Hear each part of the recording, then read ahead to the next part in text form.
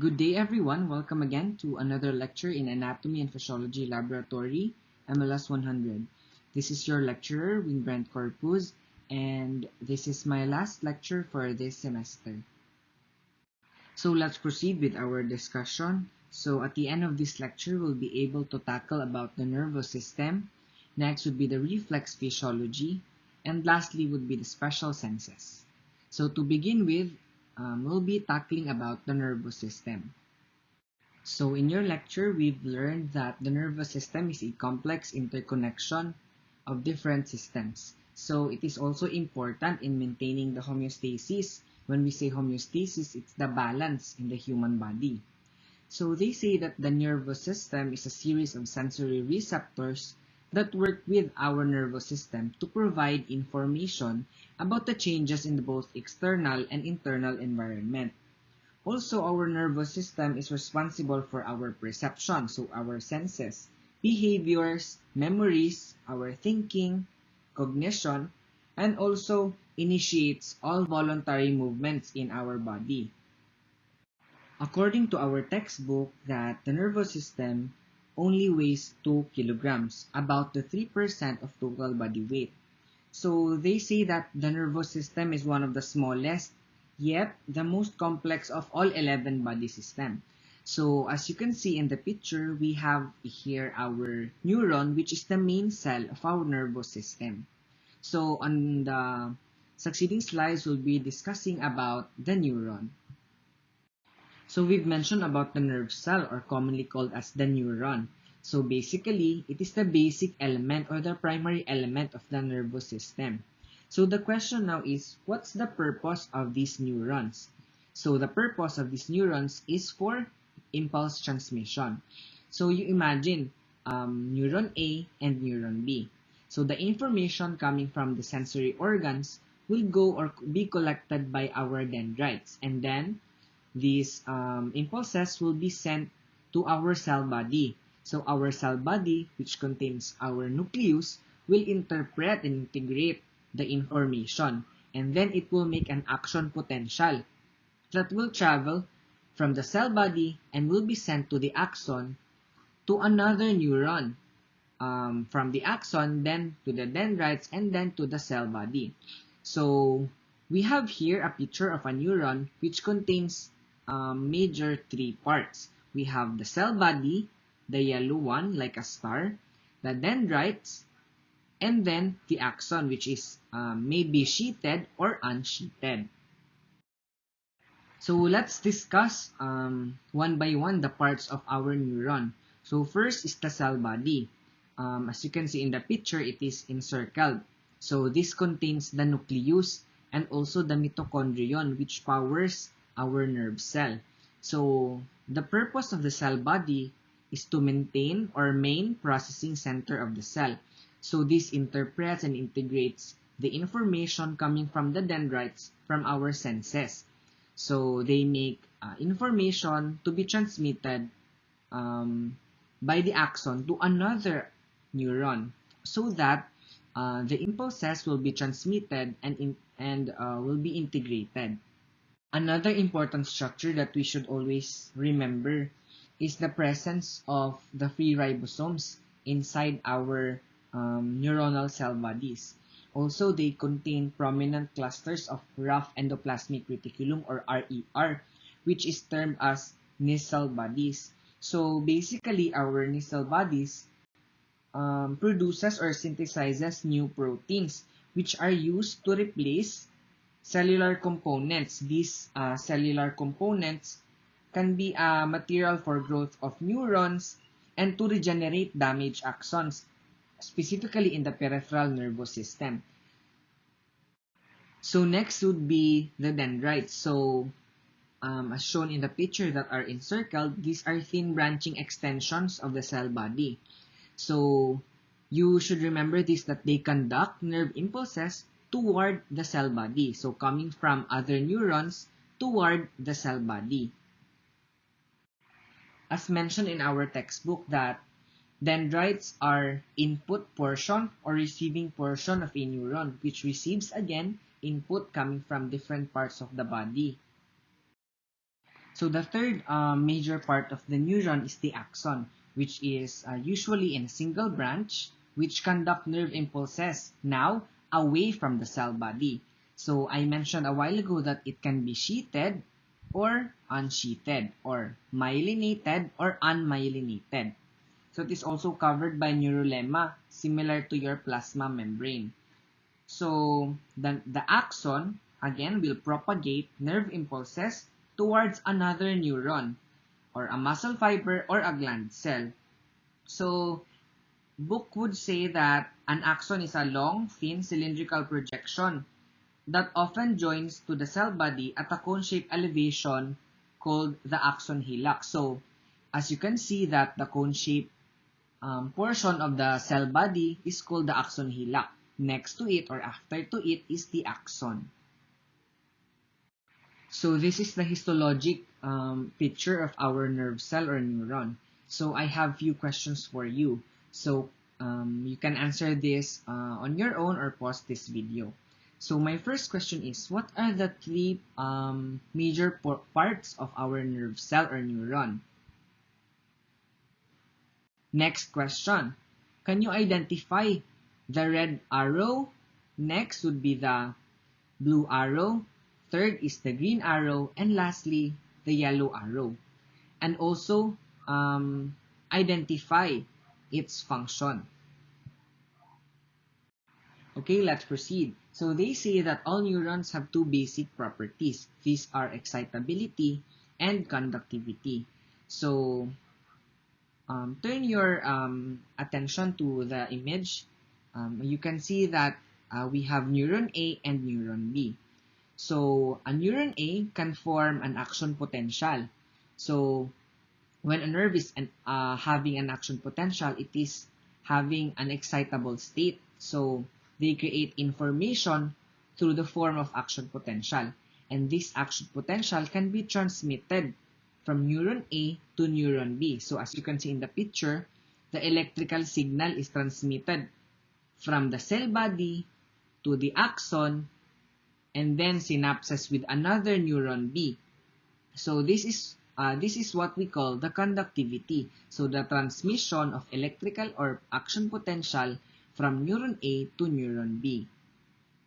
So we've tackled the basics about the neuron. So now we'll be discussing about the three types of neuron. So we have here afferent or the sensory neuron. Next would be the interneuron. And last would be the efferent or the motor neuron. So the afferent or sensory neuron basically carry information from the sensory receptor to the central nervous system. Next would be the interneuron. They carry and process sensory information. And last would be the efferent or the motor, which carry information now from the central nervous system to the muscles and glands. So concentrate on the image on your right side.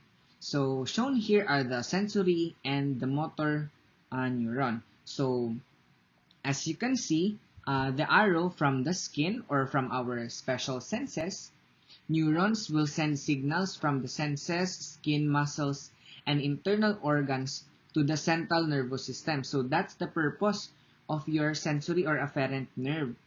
So when it is integrated in our brain with our interneuron, which process or carry sensory information to the brain, so from the CNS, the neurons now will transmit signals to our muscle, glands, and organs by the action or by the use of our motor or efferent nerves. So I have here another exercise for you to identify. So for example, we have sensory information coming from our skin, and then that information will be transmitted using our blue box nerve, which I want you to identify, and then the information will be integrated on the green box nerve, which is present in our central nervous system, in this case in the spinal cord, and then when the information are integrated or interpreted, they will now be transmitted through the orange nerve, and then the information will be transmitted to our effector muscles, organs, or glands. So I want you to identify the blue, the green, and the orange box nerve. So another important topic when we discuss about the nervous system is the presence of connective tissue covering our nervous system. So we have our endoneurium shown in the picture which surrounds the individual nerve.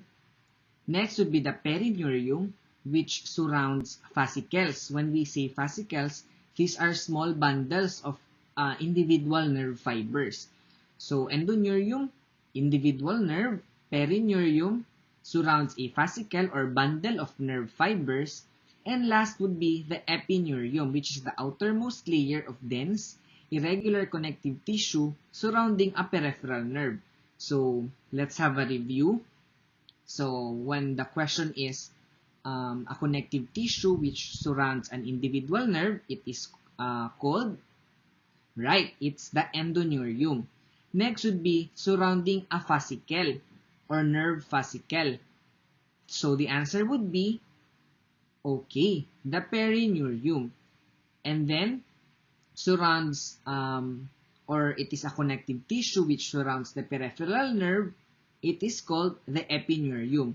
Also, the epineurium together surrounds the peripheral nerve together with the blood vessels adjacent to our nerves. So we've mentioned a while ago in slide number 1 that our nervous system is an intricate connection or network of billions of neurons and also supporting cells called neuroglia. And our nervous system can be subdivided in two divisions or two main subdivisions, mainly the central nervous system or the CNS and the peripheral nervous system. So let us first discuss the central nervous system or the CNS. So as you can see in the right side or in the picture that the central nervous system is comprised of our brain and the spinal cord, in which they work together to integrate and coordinate sensory and motor information for controlling of tissues, organs, and other organ system.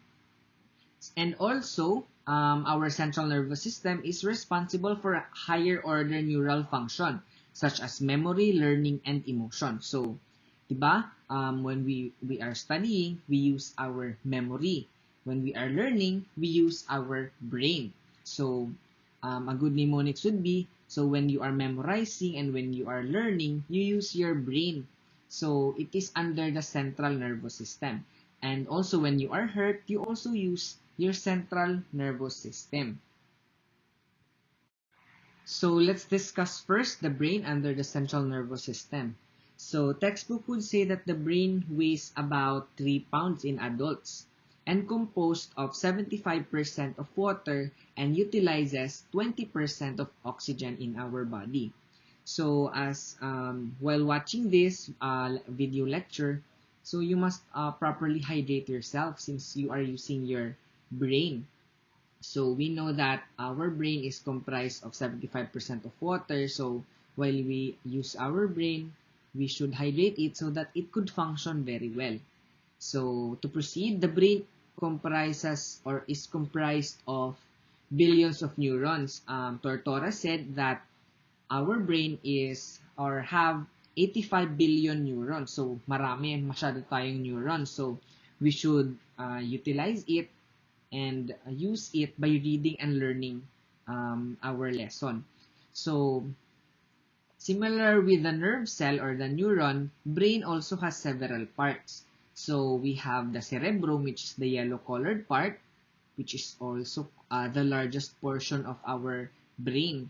Next would be the diencephalon in red part, the brain stem, which is composed of our midbrain, pons, and medulla oblongata, and last is the cerebellum.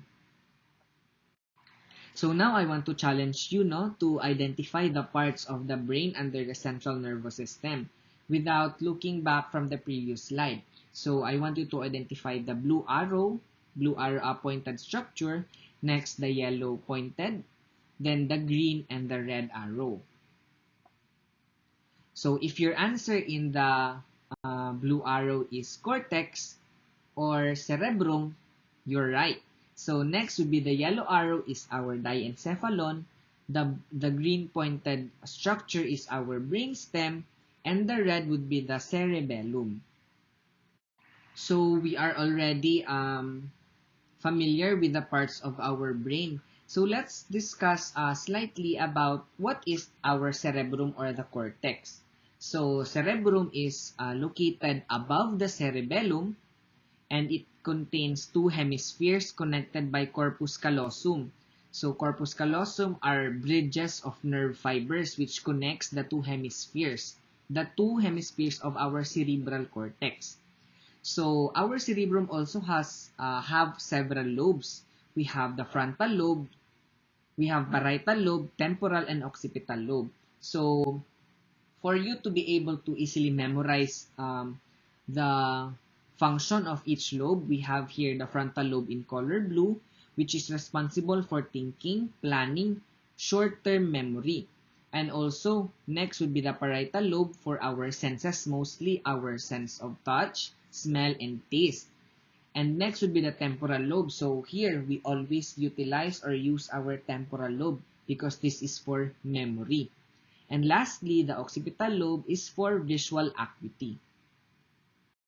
So another exercise for you, no? So how I wish that you could have your face-to-face classes so that you would see an actual brain of a human or an individual. So basically, this would be the picture of a brain of a cadaver or a dead person.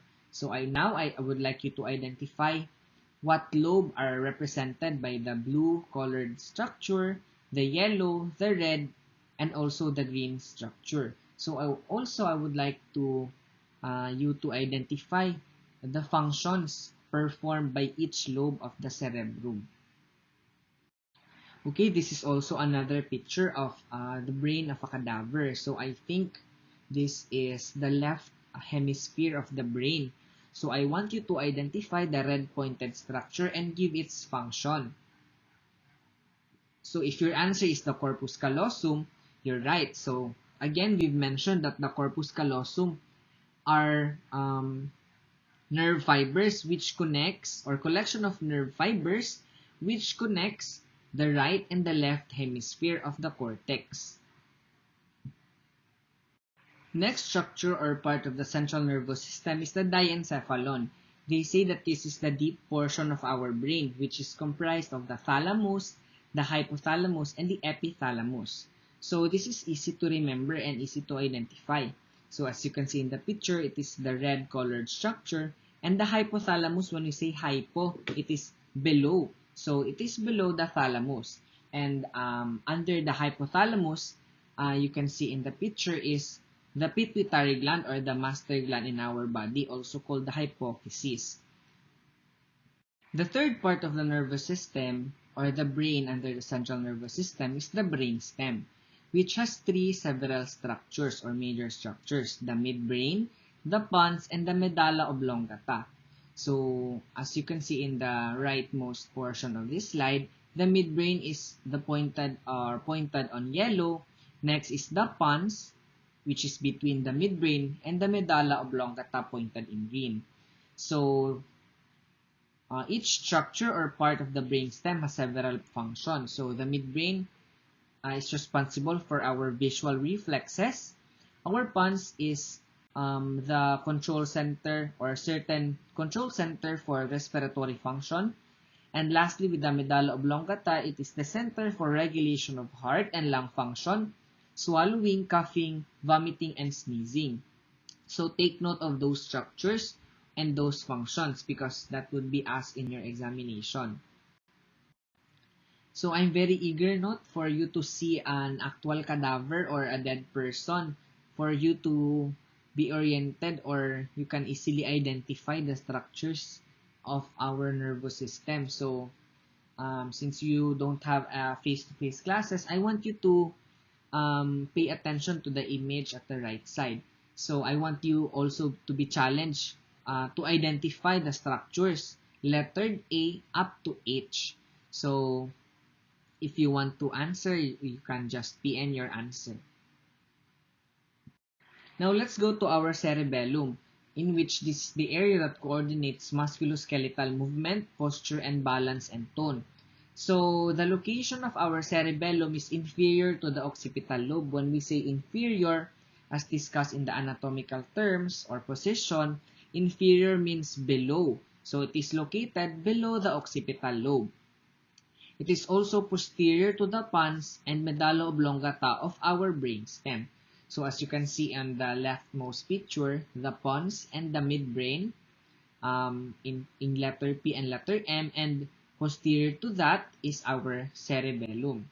Again, the function of the cerebellum is for muscle coordination, posture, and balance. So another structure that can be found on the central nervous system is the spinal cord. So we have our brain and the spinal cord. So the spinal cord usually extends from the medulla oblongata to the area of the L1 or the lumbar 1. So the nerves of the peripheral nervous system extends out from the spinal cord. So as you can see in the right side or on the picture, the red colored structure, that is your spinal cord. So usually it is protected by the vertebral column or our vertebra, meninges, which are connective tissue that surrounds our spinal cord, and also they are suspended with cerebrospinal fluid. So the same with our neurons, our spinal cord is also protected by connective tissue. So in your right side is the histologic appearance of our spinal cord, which is covered by outer tough fibrous membrane, which is called the dura mater in color red. Next would be the arachnoid matter, which is on the middle, which is from the word arachnoid or spider. It is web-like histologically. And it is also containing the cerebrospinal fluid and also the blood vessels. And the innermost layer, which is covering the surface of our spinal cord and also the brain, is the pia mater. And it covers majority of the surfaces of our spinal cord and brain together with the blood vessels. We are done discussing about the central nervous system. So now we will be proceeding to another functional organization, which is the peripheral nervous system. So the peripheral nervous system is a collection of peripheral nerves, ganglia, that carry sensory and motor information between the central nervous system and all other organs in the body. So it is also subdivided in two divisions, the sensory or the afferent division and the motor or efferent division. And then our motor or efferent division is also subdivided into somatic and autonomic nervous system. And our autonomic nervous system is divided into sympathetic and parasympathetic division. So as you can see in the algorithm, PNS is divided into sensory and afferent division. So from the word sensory, it receives information coming from our senses such as touch, pain, pressure, and etc. Also from our hearing and vision. Also from our visceral sensory, from the stretch, also the pain, temperature, and chemical changes from our viscera or organs. Also from our special senses, which is the taste and smell. And will send information to the peripheral nervous system. And also from the peripheral nervous system, it will be the information that was integrated in the PNS will be transmitted using the motor or efferent division. It will either go to the somatic nervous system, which innervates the skeletal muscles, and also with autonomic nervous system, which innervates the smooth muscle, the cardiac muscle, and the glands.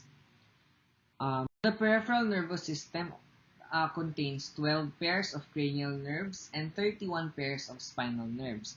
So, in the cadaver, we can really appreciate the 12 pairs of the cranial nerves, starting from the cranial nerve number 1, which is the olfactory, cranial nerve number 2, which is the optic, third would be the oculomotor, fourth would be the trochlear, 5th is the trigeminal, 6th is the abducens, 7th facial, 8th is the vestibulocochlear, 9 would be the glossopharyngeal, 10 would be the vagus nerve, 11 would be the spinal accessory nerve, and the 12th nerve is the hypoglossal nerve. So, as shown in the right picture, this is the actual image of the cadaver and with its associated cranial nerves. So, I want you to appreciate or familiarize yourself with the structures or the cranial nerves. So, each of these cranial nerves, as mentioned in your lecture, has its own different function and roles when it comes to integration of information coming from several parts of our body.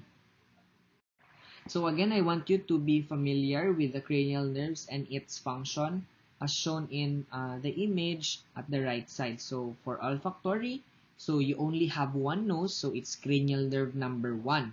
So it is for smelling. Cranial nerve number 2, you have 2 eyes. So for optic or visual acuity. For cranial nerve number 3, so oculomotor, it's for eye movement and pupil dilation. Trochlear or cranial nerve number 4, it's for vertical eye movement. 5th nerve is the trigeminal, it's for facial sensation and facial expression. The abducens is for the lateral movement of the eye. So I have this mnemonic LR6SO4. So I will be introducing to you later the parts of or some of the common muscles in our eyes. So I will now introduce na lang the innervation of that muscle. So we have mnemonics, diba? LR6SO4. So we have the lateral rectus innervated by the cranial nerve number 6, which is the abducens, which is responsible for the lateral movement of the eyeballs. Next would be the SO4 or the superior oblique, which is innervated by the trochlear, which is responsible for the vertical eye movement. So now let's proceed to our facial nerve, which is the 7th nerve for the sense of taste and facial expression also. Next would be the vestibulocochlear. It's for hearing and balance. The 9th nerve would be the glossopharyngeal for taste and swallowing also. And cranial nerve number 10, the vagus nerve, is for sensation in the throat and visceral muscles. And the spinal accessory nerve is for the head and shoulder movement. It is for the shrugging of our shoulders. And last would be the hypoglossal nerve or the cranial nerve number 12. It is for the tongue movement. So another important topic in nervous system is the reflex physiology. So the second way that the spinal cord also promotes the balance or homeostasis is by serving as an integrating center of the reflexes. So let's first discuss what is reflex. So basically, reflex is a fast, involuntary, unplanned sequences of action that occurs in response to a particular stimulus. So in the succeeding slides, we'll be introducing several or common reflexes that are frequently asked in your exams. So again, reflexes are rapid and involuntary motor responses to stimuli. So these are mediated over neural pathways that can be seen on the spinal cord or CNS that are under the reflex arc. So the reflex arc has 5 functional components. These are the sensory receptor, the sensory neuron, the integrating center or the interneuron, the motor neuron, and lastly, the effector organ. So the sensory receptor organ reacts to the stimulus, and the next would be the effector organ, which can be a muscle or a gland that is stimulated. And then the afferent and efferent neuron provides the communication between the two components, the sensory organ and the effector organ. So pay attention to the image at your right side. So when we have a stimulus, it will be detected by the sensory receptor. So the sensory receptor, when there is a stimulus or can be a change in the internal or external environment, it will produce a graded potential or a receptor potential. So this will create nerve impulses towards the sensory neuron. So when the impulse is sent to the sensory neuron, so the impulses will now be transmitted to the interneuron that can be seen in our spinal cord or in our CNS. So in the interneuron, so the information will now be integrated or interpreted.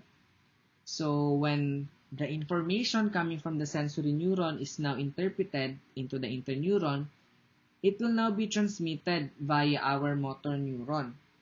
So the interneuron now, diba, will produce an impulse. Then it will be propagated out of the spinal cord to the motor neuron, and then it will be carried, or the impulse will be carried from the motor neuron to the effector organ. So the effector organ, diba, as we mentioned kanina, that it can be a muscle or a gland. So it will now produce a response towards the stimulus. So our reflex can be autonomic or somatic. So let's first discuss about the autonomic reflexes. So autonomic reflexes, also called as the visceral reflexes, are mediated through the autonomic nervous system. So they are initiated by our viscera or the organs. They are also not subjected from our conscious control, since from the root word autonomic, it is automatic. So it innervates the soft tissue organs and is also responsible for the contraction or activation of our smooth muscles, the contraction of our cardiac muscles or the cardiomyocytes, and the glands all over the body. It is also responsible for the regulation of body functions such as the digestion in our GIT, elimination and blood pressure, salivation, and sweating. So basically, the autonomic or the visceral reflexes carry out function of our internal organs. So we will be comparing it to the somatic reflexes, which will be discussed on the next slide. Next would be the somatic reflexes. So these reflexes involve the stimulation of skeletal muscles by the somatic nervous system. So this innervates again our muscles, specifically the skeletal muscle. So the result of which is contraction of our skeletal muscles, and usually it protects our body from injuries. For example, when you touch accidentally a hot pot, so the action of the body is rapid withdrawal of your hand from the hot object. So this reflex is very important for us to be protected from injuries. As what I've said, for example, yung hot pot. So, as a comparison, so somatic reflex are produced by the somatic nervous system. It innervates the skeletal muscle, and the endpoint or result would be the contraction of skeletal muscles. While our visceral or autonomic reflex, it is mediated by our autonomic nervous system, which are initiated by our internal organs or viscera. So it innervates the soft tissues, for example, the stomach, our digestive system, and our heart. And the end result of the visceral reflex would be the contraction of the GI, the reproductive organs, the dilation of our pupil, defecation, and vomiting. So, diba, as you can observe that the end results of the visceral reflexes are not under our conscious control. Unlike in our somatic reflex, it is under our control. So, because reflexes are normally predictable and they usually provide information about the health of our nervous system, and by doing or testing our reflexes, it could greatly aid in the diagnosis of disease, specifically the diagnosis of pathologies that includes our nervous system. So when there is damage or disease anywhere along the reflex arc, this could cause an abnormality in the reflex result. So for example, in the patellar reflex or patellar ligament reflex, which normally causes extension of the knee joint, so when there is an absence of patellar reflex, this could indicate damage of the sensory or the motor neurons. or there could be spinal pathology, spinal cord injury in the lumbar region. So don't be so overwhelmed about the information because we will be discussing them one by one. So we have, we will be discussing 5 common reflexes that we test in the clinics. First would be the patellar reflex. Next would be the Achilles or the ankle jerk reflex. Next would be the photopupil reflex, accommodation, and convergence. So a while ago, we've discussed about the 5 functional components of our reflex. So we will have a review. First is the receptor or the sensory receptor. Next would be the sensory neuron. And third would be the integration center or the interneuron seen in the spinal cord. Next would be the motor neuron. And lastly, the effector organ. So now let's discuss about patellar reflex. So another term for patellar reflex is a knee-jerk reflex. So as you can see in number 1, the patellar ligament is tapped by a reflex hammer. So tapping of the patellar ligament will create stretch signals. So the stretching stimulates the sensory receptors seen in the muscle spindles. So these stretch signals will excite or stimulate the sensory neuron. So when the sensory neuron are excited, this creates signals or impulses and then will be sent to the integrating center. In this case, in the spinal cord. So when the sensory neuron activates the motor neuron, so diba, it will become excited also. So as seen in the picture, the efferent signals in the alpha nerve fiber will stimulate the quadriceps to contract, producing a knee jerk. At the same time, coming from our spinal cord, a branch of afferent nerve fibers also stimulates inhibitory motor neuron in the spinal cord. So in number 6, the neuron inhibits alpha motor neuron that supplies the hamstring muscle. So the effect would be contraction of the quadriceps in number 4 and inhibition of contraction of the hamstring. That will create our reflex, the knee jerk. So the effector muscle contract and relieve also the stretching. So ayan, so the hamstring contraction will be inhibited, so the hamstring do not antagonizes the quadriceps, which will produce the knee extension.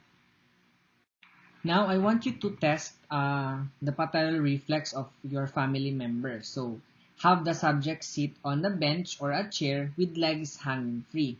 And then, you can tap the patellar tendon or ligament sharply with a reflex hammer if you have just below the knee to elicit the knee jerk response.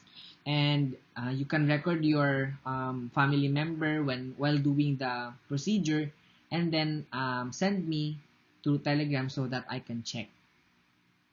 Next is the Achilles reflex or the ankle jerk reflex. So this is just similar with your patellar reflex, but in this case, we will be tapping our Achilles tendon. So the ankle jerk reflex occurs when the Achilles tendon is tapped while the foot is dorsiflexed. So a positive result would be jerking of the foot towards its plantar surface as seen in the figure. So again, I want you to test this reflex with your family member. So you position your subject in kneeling position with the feet hanging over or hanging freely over the edge, and then sharply tap the Achilles tendon with a reflex hammer and record your observations. So, diba, the positive result would be jerking of the foot towards its plantar surface. Next would be the photopupil reflex, or also called the pupillary light reflex or the PLR, or the photopupillary reflex. So this reflex is basically a reflex that controls the diameter of the pupil. So the pupil is the black colored structure in the picture.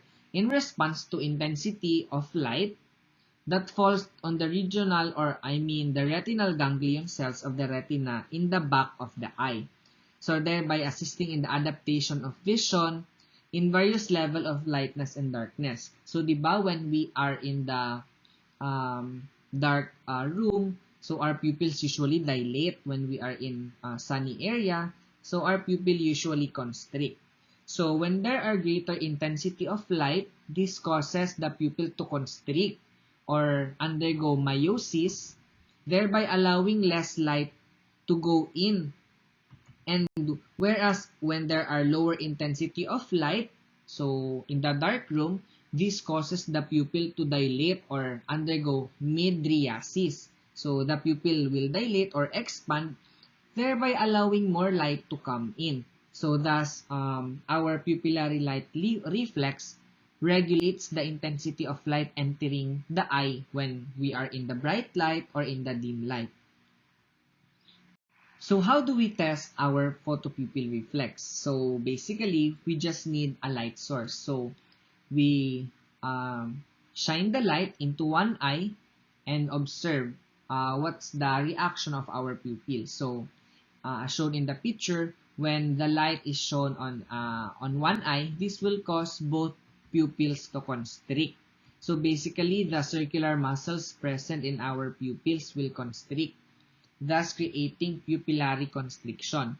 And then when the light is taken away or we are in the dim room, so the expected result would be the radial muscle will now dilate or the radial muscle will now contract, creating pupillary dilatation.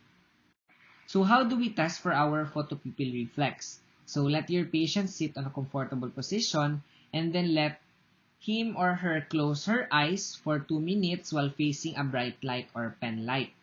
So then have the patient or the subject open his or her eyes and observe the pupil. So diba, as you can see in the picture, when the light is shown into one eye, this will cause both pupils to constrict. So this is the effect of the contraction of our circular muscles. So it will now lessen the amount of light that will be going into our eyes, hitting our retinal ganglion cells. And next would be when we are in the dim light or in the dark room, the radial muscles will contract. So what is the effect of this contraction of the radial muscle? This will create pupillary dilatation since there is low intensity of light. So when the pupil dilates, it will now lead to or result to more light to come into or strike our retinal ganglion cells. Thus, we can see better in dark rooms or when we have dim light. Another reflex that is common is the accommodation reflex. So accommodation reflex also is called the near response. This reflex is a three-part reflex which brings near objects into focus through lens thickening, pupillary constriction, and inward rotation of the eyes, also called as convergence. So basically, our eyes has ciliary bodies which anchors our suspensory ligaments and collectively called the zonules that will stretch the lens and alters its refractive power. So it can flatten or it can be rounded. As we can see in the left side, so when we are viewing a distant object, in this case a far away house from our eyes, so it will lead to a relaxation of the ciliary body and stretching of the zonules. In the picture, the ligament tightens, which will cause the lens to become flat, long, and thin. Also, our pupil will also adjust. So, diba, kanina, we've mentioned that the pupil can dilate. So, in this case, when we are viewing distant objects, the pupil will dilate, and then the lenses will become long and thin and become flat. In the image below, during near accommodation, viewing a close object, in this case, a pencil near the eye, the action of the ciliary body will now contract, so it will shorten. Unlike during far vision, the ciliary body relaxes. So, going back with near accommodation, when the ciliary bodies contract, this will result to the relaxation of the zonules and will lead to rounding of our lens, making it short and appear fat. So, our lens para siyang naga-thicken. So, when we bring a near object into focus close to our eyes, so the effect would be contraction of the ciliary body and relaxation of the zonules that would lead to rounding off the lens. In comparison with our far vision, the ciliary body will relax, which will result to stretching of the zonules that could lead to flattening of the lens. So we've discussed that convergence is part of the accommodation reflex, specifically in the near vision. So when we put a pencil towards or near the eye, this will cause inward movement of our eyes by the action of our medial rectus muscle. So as you can see in the picture, so the oculomotor nuclei sends impulses for the contraction of both the medial rectus muscle in our eyes, causing the eyes to converge. So parang malibat yung patient if we put a near object towards the eyes. So how do we test the convergence reflex? So very simple. You observe the position of the eyeball while the subject is looking at the distant object, and then have the patient subject focus on a pencil held about 10 inches from the face and observe the change in the position of the eyeballs. This time, we will be discussing about sense organs and special senses and its role in the maintaining of homeostasis or balance in the body. We have sense of sight, the sense of smell or olfaction, hearing, the touch, and the gustation or the sense of taste.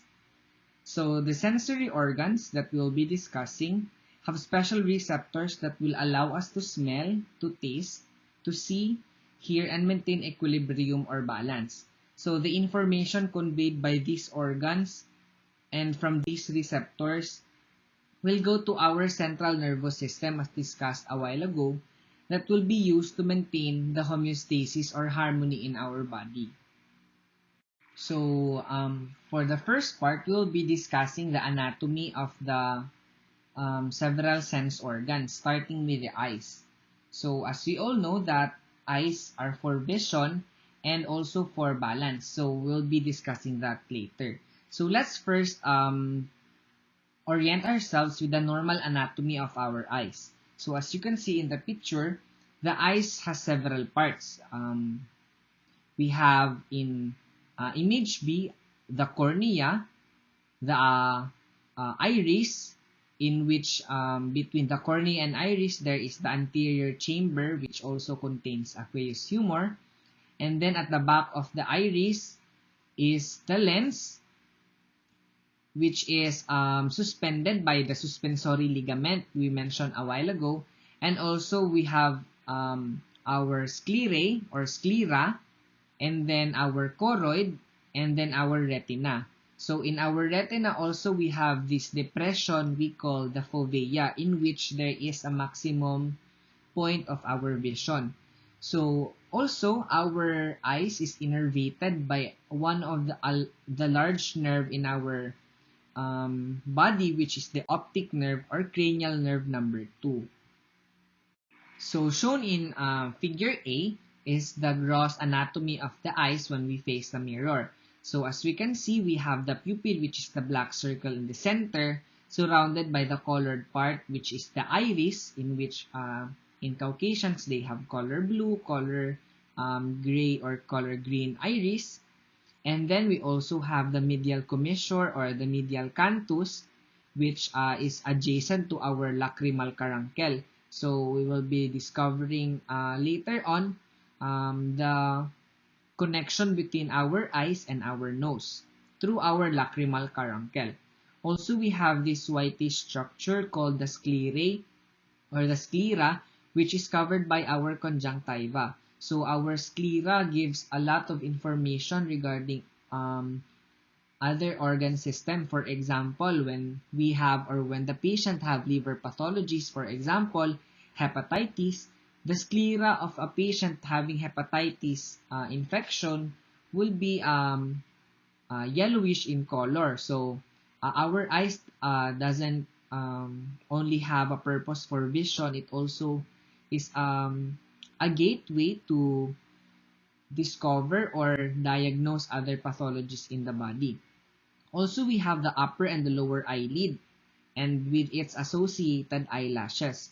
So these eyelashes will protect the eyes from particles such as dust particles so that it would not be contaminated or irritated. Also, take note of the space between the upper and the lower eyelid because it is called the palpebral fissure. So, di ba, we've mentioned also that we have medial canthus, so we also have the lateral canthus or the lateral commissure. So, we also have an eyebrow as an accessory structure in our eyes. So, this time I would like to challenge you to identify the structures in yellow boxes from A to F. So, I want you to identify what is structure A. Okay, if your answer is lens, it's correct.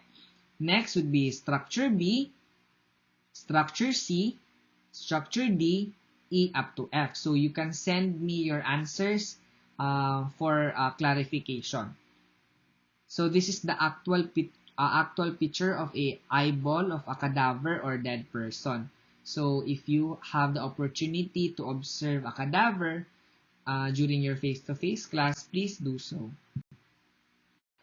Our eyes also have muscles in it. So these are used to for lateral or medial rotation of our eyes, for upper and downward movement of our eyes. So these are the muscles of our eyes. So we have the lateral rectus for lateral movement of our eyes. We have the medial rectus for medial movement of our eyes. We have our superior and inferior rectus, and also our superior and inferior oblique muscles. So in our textbook, be familiar with the action of each muscles. But the more important one that are commonly asked in our exams is the innervation of our muscle or ocular muscles. So I have a mnemonic LR6SO4 mentioned a while ago, in which the lateral rectus or the LR is innervated by the cranial nerve number 6, and then the superior oblique is innervated by our SO4, which is the trochlear nerve.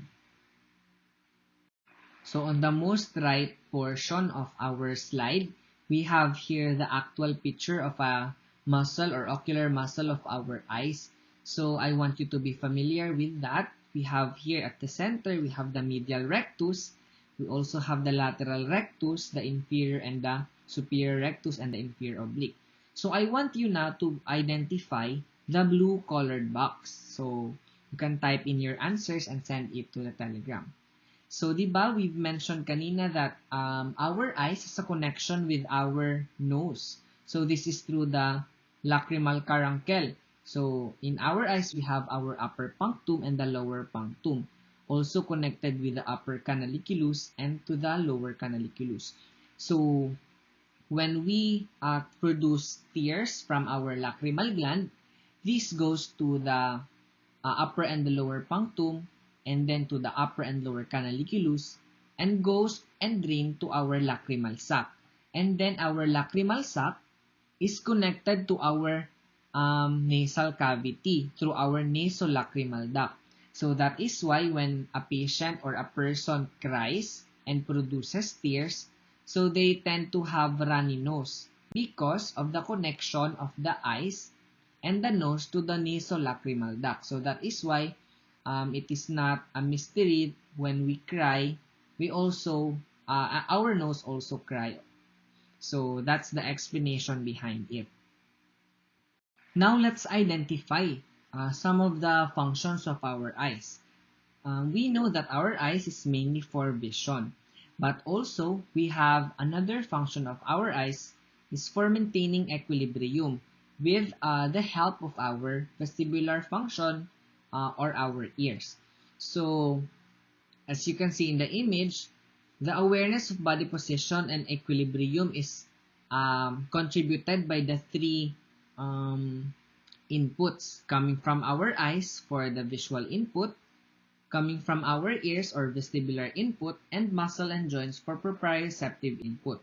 So when these three are intact, this could have or lead to awareness of body position and will interpreted by the brain and instruct the eyes and body and muscle to move to coordinate balance.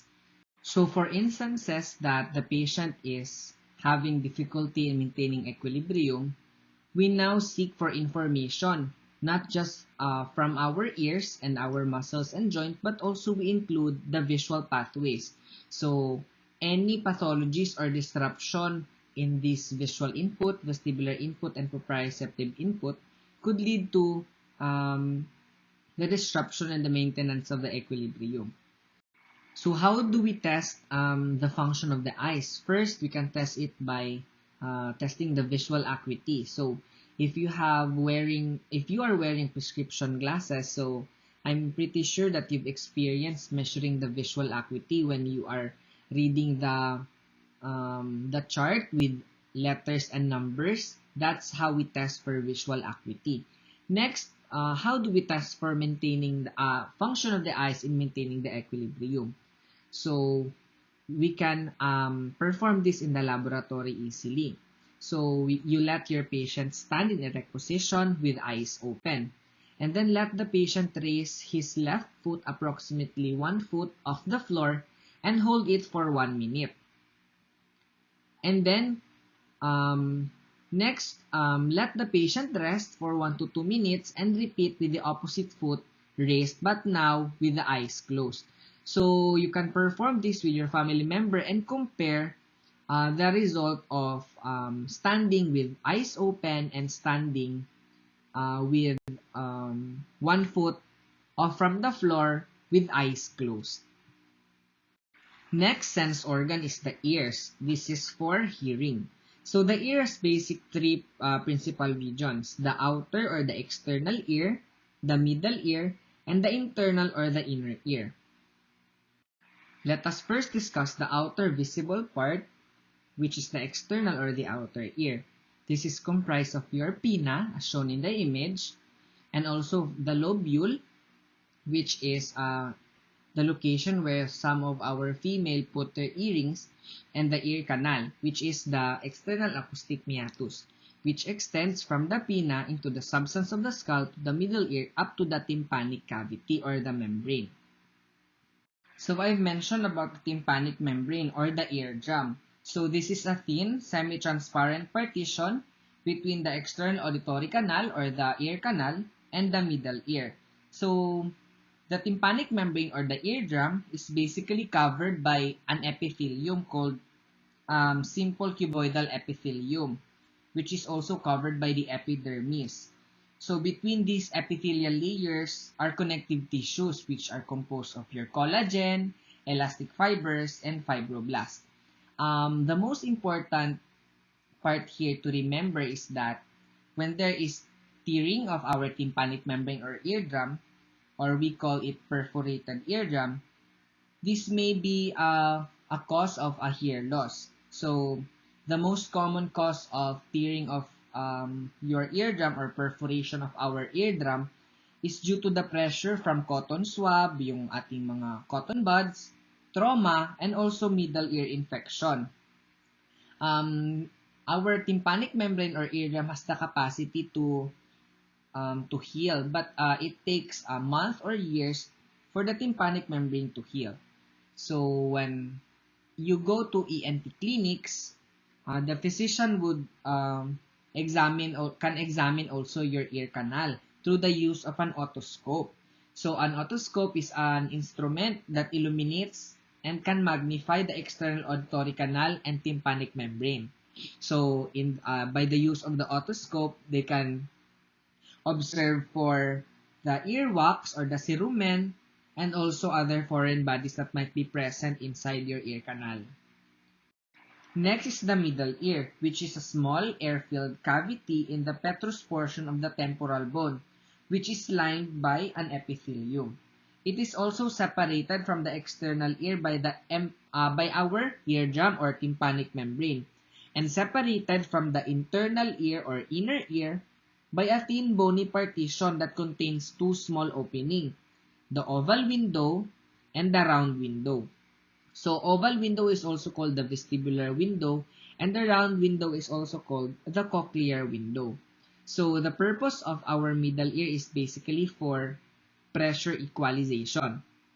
So also in the middle ear, we can see here our bones, the malleus, the incus, and the stapes, wherein the stapes is the smallest bone found in our body. So the malleus is can be called also the anvil, the incus is the hammer, and the stapes is the stirrup. So we also have muscles in our ears, which are attached to our tympanic membrane and the bony structures in our ears. So we have tensor tympani and also stapedius muscles highlighted in green. So the purpose of these muscles is to avoid excessive sounds, wherein if there are excessively loud sounds, these are dampened by the two skeletal muscles mentioned, the tensor tympani and the stapedius muscle. That is why when we hear loud sound, it is converted into a sound or decibels that is tolerable to our body. The last subdivision or part of our ear is the internal or the inner ear. So it is called such because it contains labyrinth because of the complicated series of canals that are present shown in the figure. So functionally, it can also be divided into two parts. The vestibular portion, which is the sensory part for position and balance and receives branch from the cranial nerve number 8, which is the vestibulocochlear. And also the cochlear portion, which is the sensory function for sound, which receives or innervated by the cochlear nerve, a branch of cranial nerve number 8. Also take note that the ears does not only detect sound, but also it also detects changes in the equilibrium or balance. So body movement that stimulates the receptors for equilibrium, which includes the linear acceleration or deceleration, such as the sudden stopping of car when your father steps off the brake, tilting the head forward or backward as if you are saying yes, and then rotational or angular acceleration or deceleration, such as when we ride roller coasters or taking a quick curve. So collectively, the receptor organs for equilibrium are called the vestibular apparatus, which is have parts. We have the utricle and the saccule of the vestibule, and the semicircular canals together with the semicircular ducts. So these are depicted in the picture. So how do we test for our hearing or sense of hearing? So we have hearing acuity testing and sound localization testing. So in acuity testing, you can do it with your family member. So have your patient pack one ear with cotton and sit quietly with eyes closed. And then hold a watch very close to his unpacked ear and then slowly move away from the ear until he signals that the ticking is no longer available or no longer audible. So that is how we test for the hearing acuity. Next would be the sound localization. In further or in higher level of study in medicine, so we perform the Weber's and Rene's test for sound localization and identify hearing pathologies. But in your level, it is enough that you could perform this sound localization test. So how do we do it? So have your patient close both of his eyes and then again hold a watch at an audible distance about 6 inches from his ears. Move it to various locations. It's either from the back, from the front, side, or above his head. And let him locate the position by pointing the location of the watch. Next is the olfaction. So we have the organ for olfaction is our nose. So we have here the picture of our nose and the nasal cavity.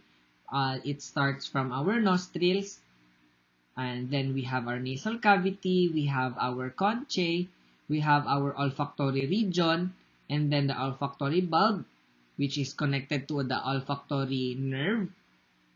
And then we also have our nasopharynx, the eustachian tube, and etc. So on the right side, this is the cadaver picture, a picture of a cadaver of the nasal cavity, in which you can see the olfactory mucosa pointed, and above it is the cribriform plate, wherein the olfactory nerves and the branches from our brain goes to our olfactory mucosa, wherein it interprets and sends signal to our brain to interpret what we are smelling.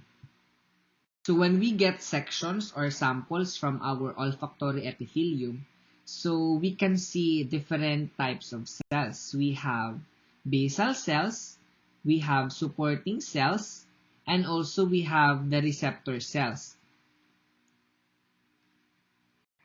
So the olfactory receptor cells are the first-order neurons of the olfactory pathway. So they have cilia, as shown in the picture, which wherein the odorant can bind and then will send signals to the receptor cells. And then the receptor cells has also axons that is connected to our olfactory nerve that will pass to our cribriform plate. So for example, when there are chemicals or odorants that will bind and stimulate the olfactory receptors by the use of the olfactory cilia, the olfactory receptor cells will respond to the chemical stimulation by the odorants or odorant molecules by producing receptor potential. So this receptor potential will be interpreted by the receptor cells and then will initiate stimulus to the olfactory nerve passing through the cribriform plate to our brain. So we also have supporting cells, which are columnar epithelial cells of the mucous membrane lining the nose. So as you can see, they are the pink cells. So they provide physical support, nourishment, and electrical insulation for the olfactory receptor cells. And then they help detoxify the chemicals or the odorants that come in contact with the olfactory epithelium. Also, the third cell that is present in the olfactory epithelium are the basal cells, which serves as the stem cells and are located between the bases of the supporting cells. So, the basal cells continually undergo cell division, mitosis, to produce new olfactory receptor cells, which live for only about 2 months before being replaced. Next would be the gustation or the sense of taste. It is also similar to the olfaction, which is a chemical sense. However, in gustation, this is much simpler than olfaction because it only has 5 primary tastes that can be distinguished from salty, sour, sweet, bitter, and umami. The receptors for sensation of taste are located in the taste buds. So we have here a picture of a taste bud, histologic appearance of a taste bud on the left portion of the slide. So in here, each taste bud is oval in shape or oval body consisting of 3 kinds of epithelial cells. We have the supporting cells, which surrounds the gustatory receptor cells, and also the basal cells or the stem cells. So basically, the supporting cells surrounds 50 gustatory receptor cells in each taste buds.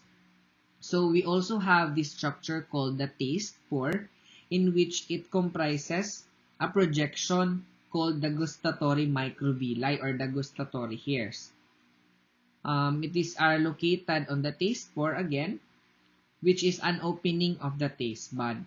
So we also have stem cells or basal cells found at the periphery of the taste bud, near the connective tissue layer. So same function with the stem cells in the olfactory epithelium. They provide or they produce supporting cells, which then develop into gustatory receptor cells. So they replenish the population of the gustatory receptor cells. We've mentioned about the taste buds. So did you know that we have 4 types of taste buds? So these taste buds are found in the elevations of the tongue called papillae. in which they increase the surface area and provide a rough texture or appearance to the upper portion of our tongue, as you can see in the picture. So, we have several types of lingual papillae. We have circumvallate papillae, we have fungiform papillae, foliate papillae, and last the filiform papillae.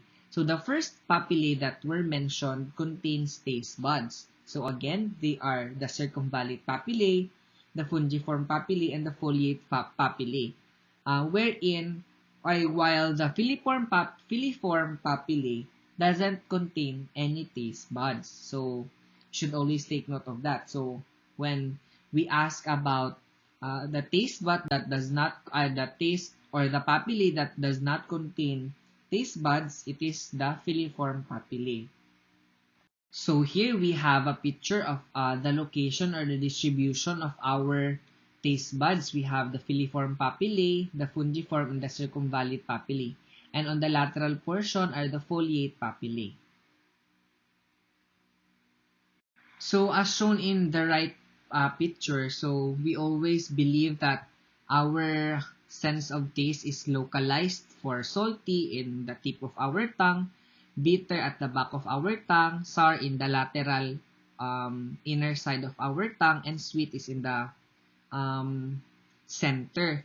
But in reality and in physiology, since we already know the anatomical distribution of our taste buds, so we busted that myth because in any location of our tongue, we can taste the sweetness or the saltiness or the sourness or the bitterness of each flavor, since the distribution of our taste buds is distributed widely on the dorsal aspect of the tongue. So it is not true that the salty food can only be tasted at the tip of the tongue.